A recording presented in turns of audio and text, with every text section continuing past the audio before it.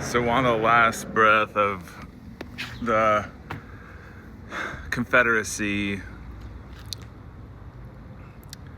has its frustration toward what they think is Antifa, what the government has told them is Antifa.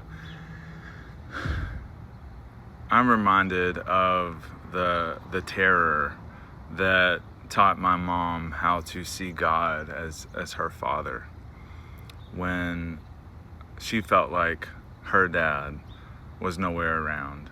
The things she went through, the abuse, the manipulation, the power dynamics, in the South is a story that so many people are unfamiliar with. Now, I would go on to college, and I would be learning about figures like Jonathan Edwards and Charles Finney and the role that they played in the hellfire and brimstone, the guilt and shame, social surveillance, that self-censoring, they get you to do the censoring work. My mama and my mama, neither one would have heard of these people.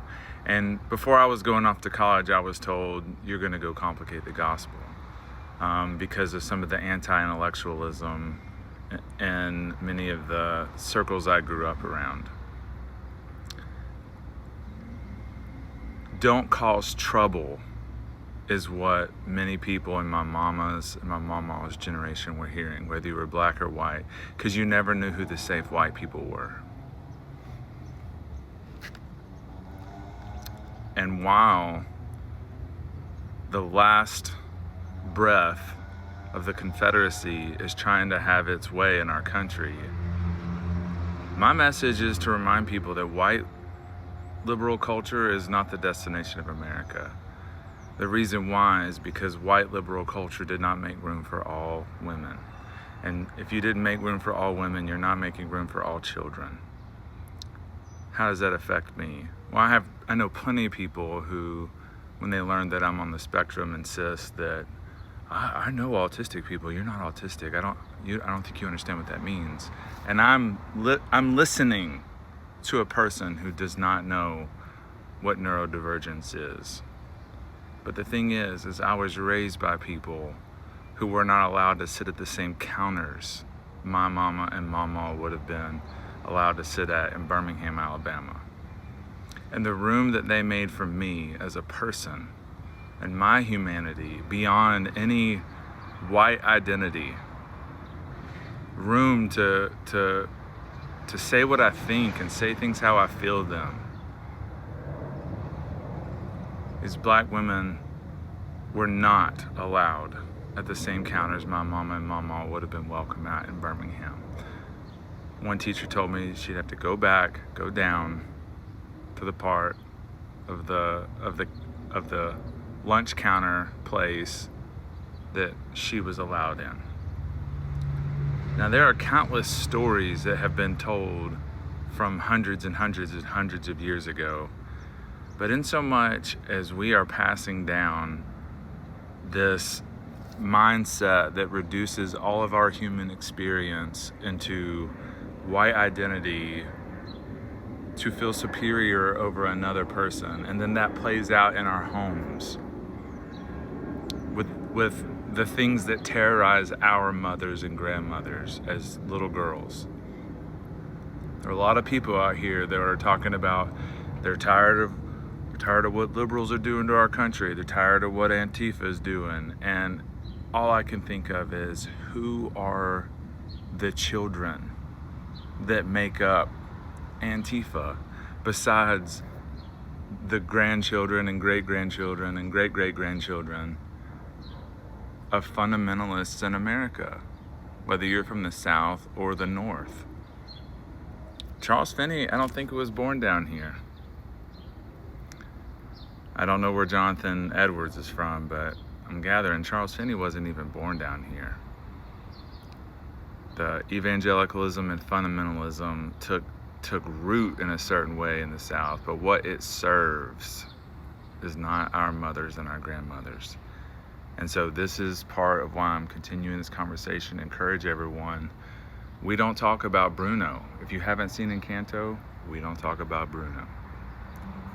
We have got to tell our stories about what we have got, we have received from our mothers and our grandmothers, because all throughout those stories is what was handed down to our mothers and grandmothers as an identity that made how much room for their humanity?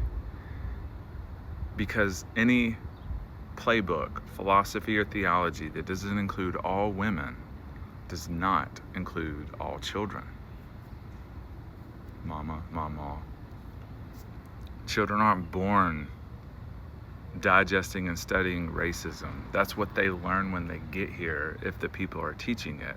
If the people are teaching, hey, here's where we came from, here's where we really messed up and aligned ourselves with an identity that wants to dominate our neighbor and our neighbor's mothers and grandmothers who are raising us also.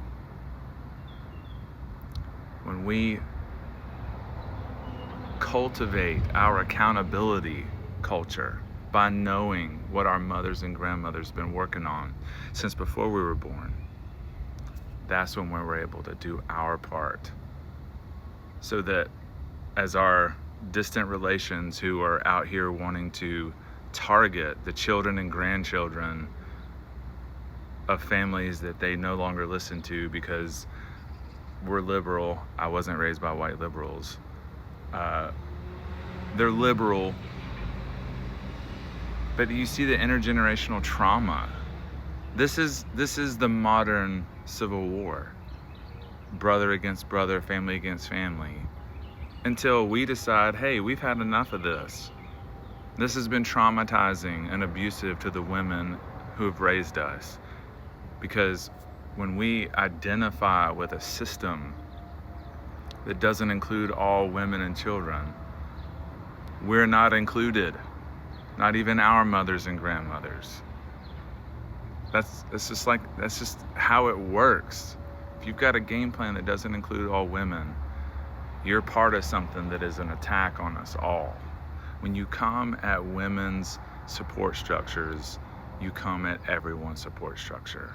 That's what this next generation, this last breath of the Confederacy, cannot see about itself.